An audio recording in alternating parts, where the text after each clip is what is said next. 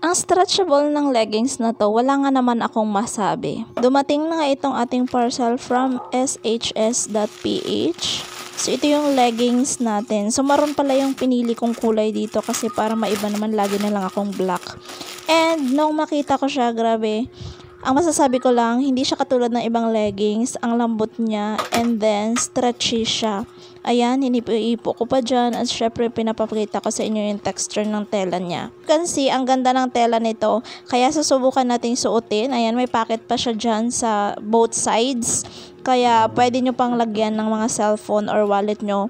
Kung gusto nyo gamitin ito, Zumba or running leggings nyo ito. Ayan, so susukatin na nga natin ito and we will see what's the result. Ang ganda ng fit niya kasi kahit stretchable to, nag-fit talaga siya ng ayos sa inyong balat or sa inyong legs.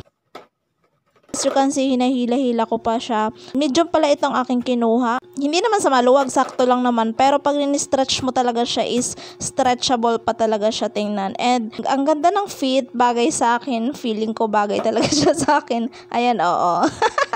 Ilalagay ko na lang dyan yung link sa Yellow Basket. Kaya kung ako sa inyo, wag na kayong magpatumpik-tumpik pa.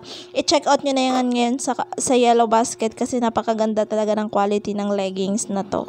And bago kayo mag-check out, i-check nyo muna yung mga reviews ha.